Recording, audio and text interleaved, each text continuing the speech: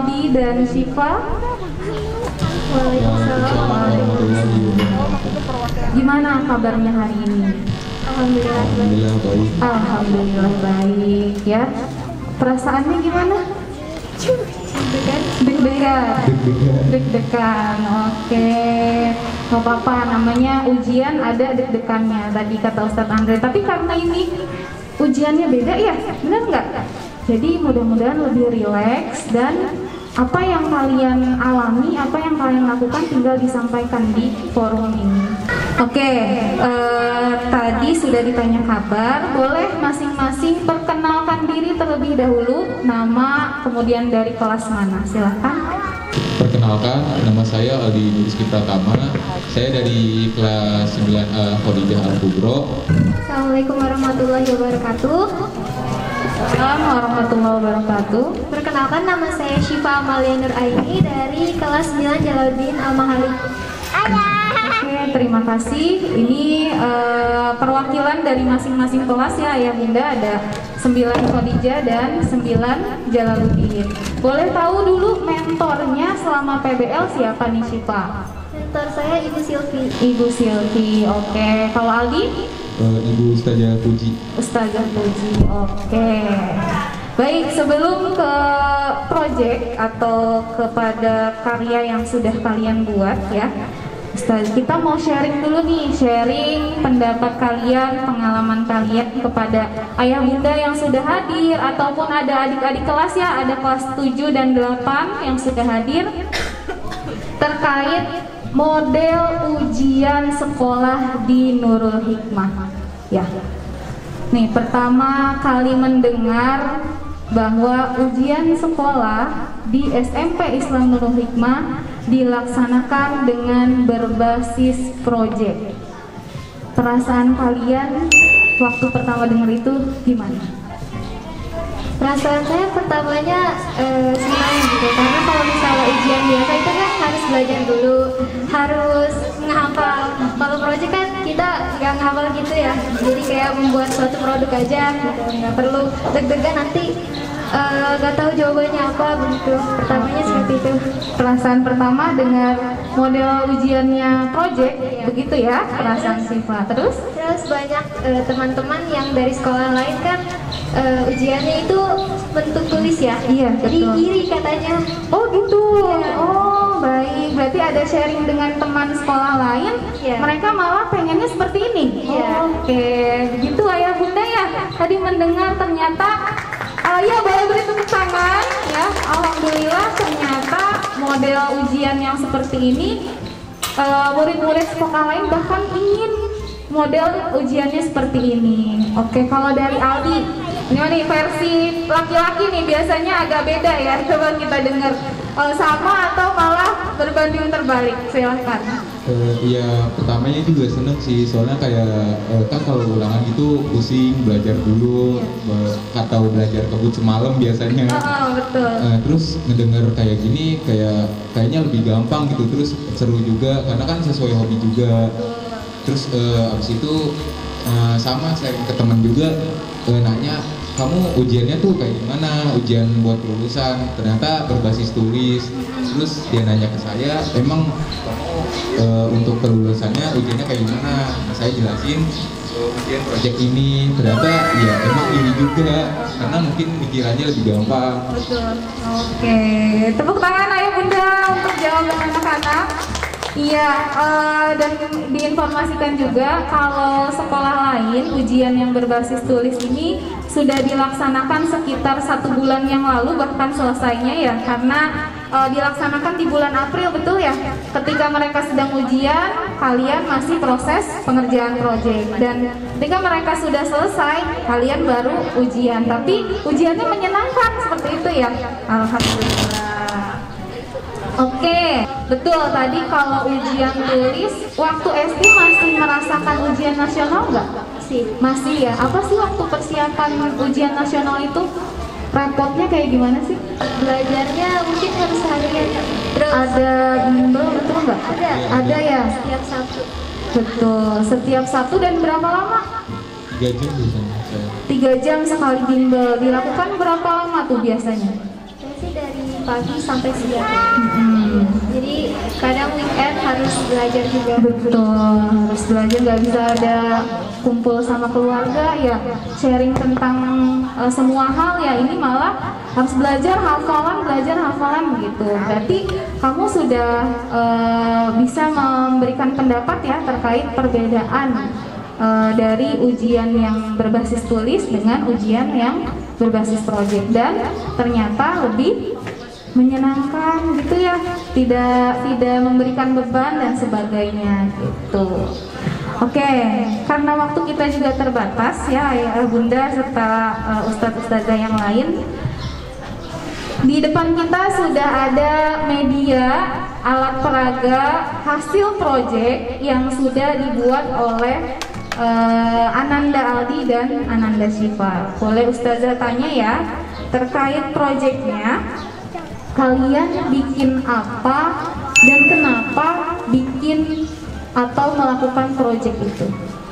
Boleh satu-satu menjelaskan. Saya pertama bikin alat pembayaran ini sebelumnya karena memang saya sulit menemukan masalahnya. Soalnya saya ganti-ganti masalah terus. Habis itu saya coba konsultasiin sama mentor saya.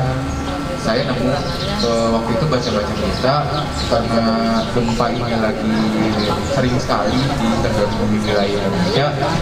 Saya konsultasi sama Bu Puji, mentor saya, terus dibilangin kenapa kamu nggak bikin alat pendeteksi gempa ini aja kalau kamu tertarik sama masalah ini.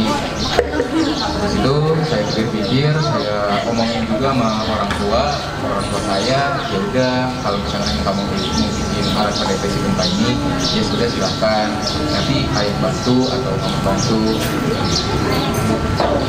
Ini berawal dari peka terhadap bencana ya, bencana yang terjadi di baru-baru ini atau belakangan ini ya, sering terjadinya gempa. Dan gimana sih kadang ada orang yang nggak kerasa gempa gitu ya, nggak tahu kalau ada gempa. Nah kalau Aldi makanya membuat solusi ya, alat pendeteksi gempa seperti itu. Mohon izin Ayah Bunda, suaranya terdengar nggak ya? Terdengar ya? Oke, boleh. Coba kalau Syifa bagaimana? Bisa diceritakan Syifa ini proyeknya melakukan apa atau buat apa dan kenapa sih memilih proyek tersebut? Pertamanya saya nemuin masalah di sekitar saya, pas itu lagi pelajaran matematika. Saya sendiri pribadi sih lumayan suka matematika, dan biasanya lagi pelajaran matematika itu pasti suka ada soal kan, karena pas itu sebelum mau bagi rapot, guru matematika Bu Silvi itu kayak lagi buat soal dan mencoba tes kembali lagi siswa kelas 9 tentang perkalian gitu. Tapi pas lagi ngerjain itu saya merhatiin sekitar saya, teman-teman saya itu masih kesulitan gitu sama perkalian. Ada yang belum hafal, ada yang bingung, ada yang ini seperti itu. Terus saya pikir-pikir lagi, ini kayaknya masalah, karena kalau perkalian itu kan kita awalnya itu pelajarin pas masih di sekolah dasar ya, tepatnya kelas 2 SD kan. Dan kelas 9 ini jauh sekali kan, bukan, harusnya bahkan sudah hafal minimal 1 sampai 10. Tapi bahkan memahaminya aja ada beberapa yang belum memahaminya gitu. Jadi saya mulai mencari masalah kenapa gitu. Dan ternyata masalahnya itu ada dari dirinya sendiri sama teknik pengajaran yang diberikan oleh guru juga. Terus faktor dari eksternal, internal gitu. Jadi mereka tuh kurang minat dalam pelajaran perkalian atau matematika ini. Dan juga mungkin pemahaman mereka itu kurang tuh. Saya mencoba buat observasi gitu ke anak kelas 2. Jadi ya saya nanya, kamu suka perkalian atau enggak, ke beberapa anak. Jadi saya coba kasih pertanyaan, coba dong kamu kasih rating 1 sampai 10, kamu suka nggak sama pelajaran matematika? Terus jawaban mereka 2 gitu. Yang paling besar juga cuma 4 gitu, nggak ada yang 10. Jadi kurang minat matematika itu banyak di sekitar saya. Apalagi kalau perkalian ini kan, kalau saya tanya, kamu bisa perkalian gak gitu? Udah diajarin belum? Dan mereka jawab udah diajarin tapi belum terlalu paham gitu, karena diajarinnya itu kurang terlalu terbayang di pemahamannya gitu. Jadi saya coba buat bikin papan perkalian. Jadi papan perkalian itu ngejelasin konsep awal perkalian. Karena kan perkalian itu penjumlahan yang berulang-ulang. Kayak misalnya 2 dikali 3 berarti 2-nya ada 3 kali. Jadi saya buat ini dan juga saya langsung melakukan aksi. Aksi kepada anak-anak yang sekitar sekolah dasar dulu. Terus menguji coba produk saya. Kasih tepuk tangan ayah bunda. Penjelasan tadi anak-anak kita Masya Allah ya, berarti diawali dengan empati terhadap lingkungan ya. Mereka meneliti juga masalah di sekitar ya, berasal dari kepekaannya sendiri, betul ya. Tadi beda masing-masing. Syifa terkait dengan mata pelajaran matematika yang ternyata kurang diminati ya oleh teman-teman sekitar ataupun adik-adik di lingkungan rumahnya. Sedangkan Aldi ini membuat percobaan ya, alat pendeteksi gempa, melihat juga dari kepekaannya karena adanya bencana akhir-akhir ini, betul ya, seperti itu.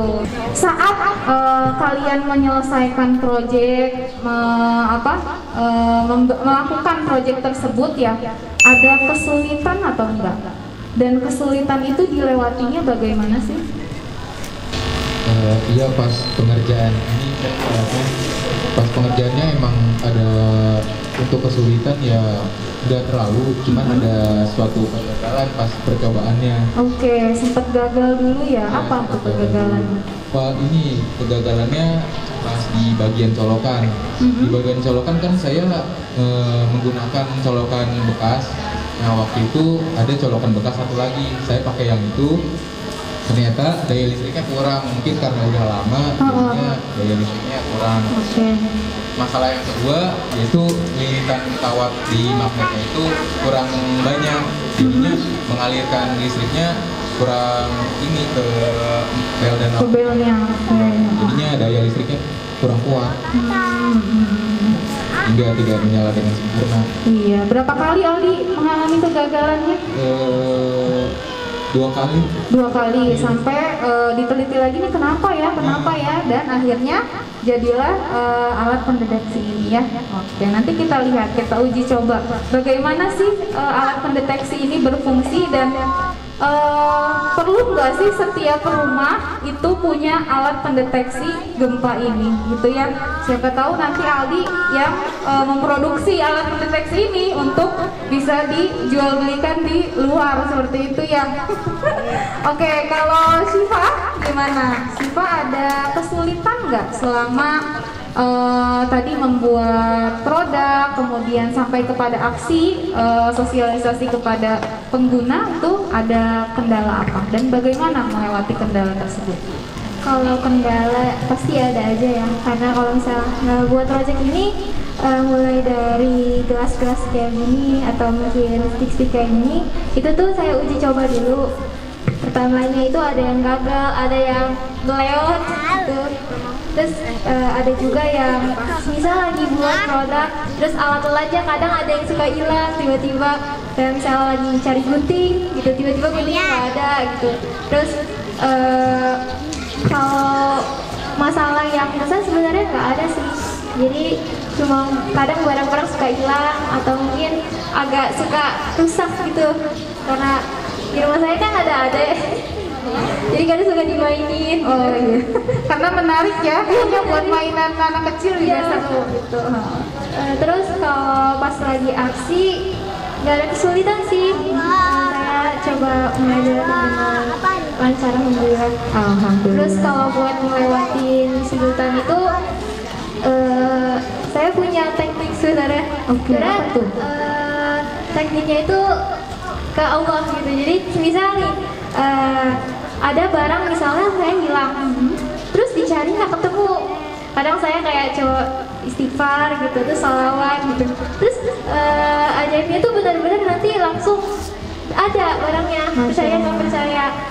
Karena Allah itu dekat, jadi saya kadang ngandelin pada Allah dulu. Terus jangan lupa buat usaha, buat bikin produk ini juga kan kadang ada gagalnya gitu.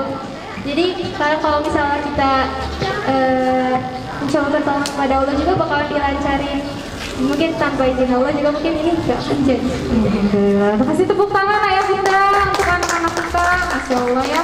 Bukan hanya berserah diri usaha tanpa ada doa ya kepada Allah Subhanahu Wa Taala. Pasti ini semua tentunya berkat pertolongan kemudahan dari Allah, bantuan dari ayah bunda kalian, dukungan kerjasama ya, tentu juga dari mentor-mentor kalian yang memberikan bimbingan tentunya ya.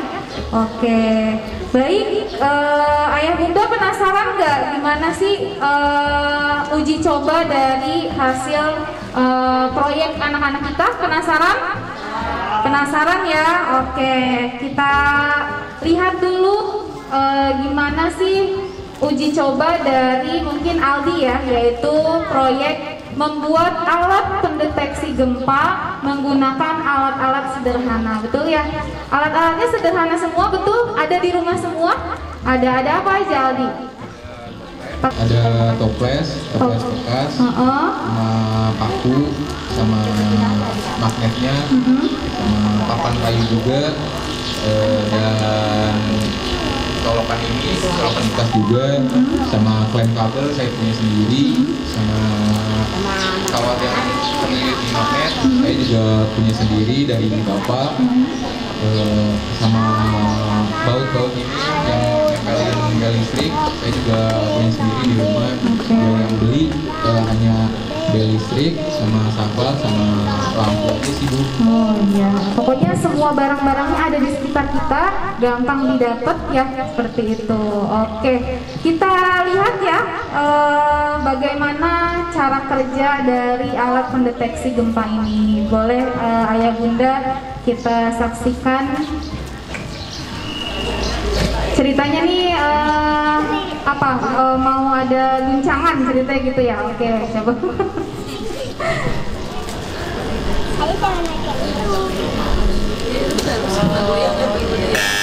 Oh gitu, kasih tepuk tangan. Masya Allah.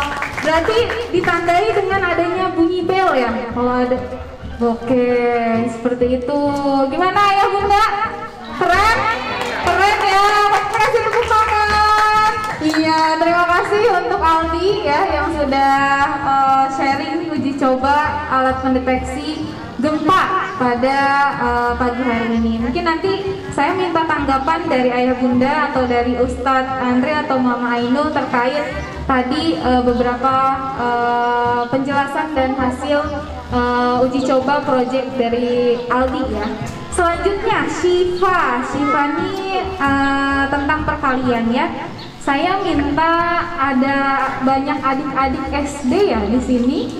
Boleh untuk kita sosialisasikan, kita sharing kepada umum. Ada yang mau berkenan maju ke panggung untuk Syifa uji coba sharing sosialisasi proyeknya kepada adik kelas SD, boleh? Siapa yang berani maju?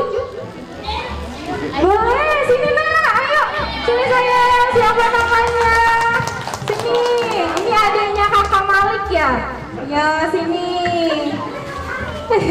Pinter, berani langsung ya. Sini nak, masuknya naiknya dari sini. Oke, kita belajar bersama ya. Sebelumnya namanya siapa? Fahran. Fahran kelas berapa? TK. Sudah mau lulus tahun ini? Sudah. Masuk sekolah mana? Lulus nanti SD mau masuk sekolah mana? Oh, Nurul Hikmah. Alhamdulillah, lanjut ya ikutin kakaknya. Siap? Siap ya, kita lihat. Silakan Kak Syifa.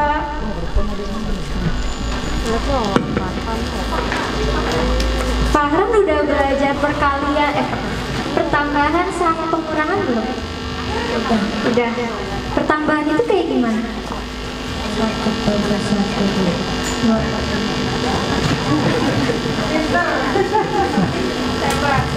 Farhan pernah dengar gak perkalian itu apa?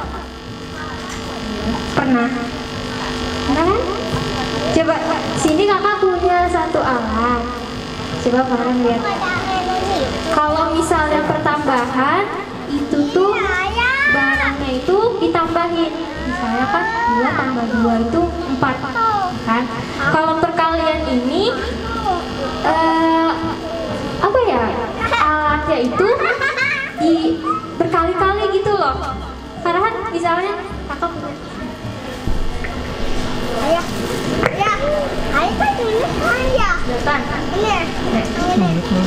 kalau misalnya 2 tambah 2 itu kan 4. Enggak, 3 tambah 2 itu 5 ya. Ya.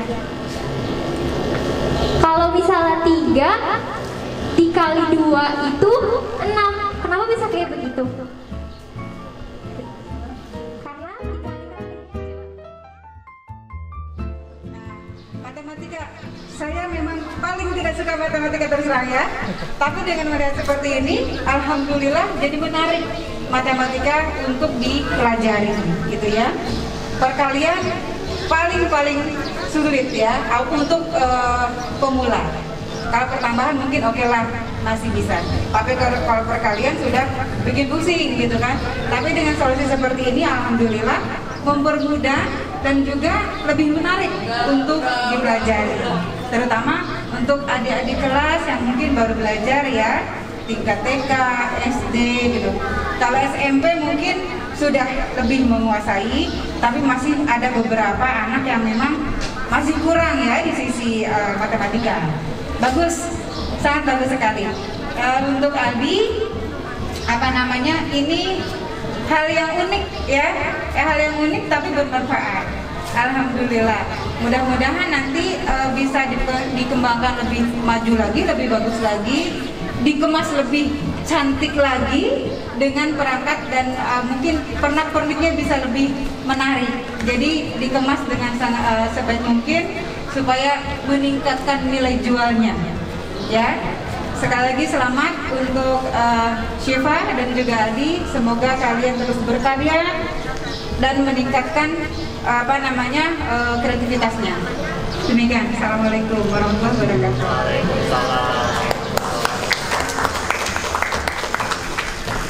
Di gedung, apalagi gedung ini lantai 3 ada gonjangan sedikit kan ya, kemarin cukup berbahaya itu seperti itu. Jadi pesan 2, pesan 4 ya. Oke, terima kasih, itu saja saya. Masya Allah, wah tambah nih proyeknya. Terima kasih dari kami bertiga ya. Terakhir deh kesan dan pesan dari Aldi, dari Syifa untuk sekolah atau untuk adik-adik kelas, silakan. Kalimat sebagai penutup juga, silakan. Kesannya alhamdulillah ujian ini menyenangkan dan menguatkan juga, dan untuk adik-adik kelas semoga menghadapi ujian ini bisa dengan hobi-hobi kalian masing-masing dan mudah-mudahan dilancarkan ke depannya untuk ujiannya. Oke, terima kasih Kak Aldi. Selanjutnya Kak Syifa. Proyek ini, alhamdulillah saya senang bisa membantu teman-teman dengan membuat proyek ini, aksi dan tanggapan-tanggapan yang alhamdulillah baik, dan juga saya dapat pengalaman baru untuk bisa mengajar, untuk bisa membuat proyek-proyek ini. Terus saya berterima kasih terlebih dahulu kepada Allah Subhanahu wa Ta'ala, dan juga saya terima kasih kepada guru pembimbing saya Bu Silti, dan juga kepada guru-guru Bu Ica, Robi, terus guru-guru lainnya, dan juga saya berterima kasih kepada orang tua saya yang udah mendukung saya, dan juga pesan buat adik-adik kelas saya untuk semuanya, semangat terus buat belajar, jangan pernah berhenti buat belajar. coba cari tahu dan perkembangkan diri kamu sendiri sesuai passion kamu. Misal saya suka matematika, saya membuat seperti ini, dan jangan lupa untuk bermanfaat bagi semua orang. Seperti kata Pak Andrea, orang-orang yang peka terhadap sekitar itu orang-orang yang sukses. Betul.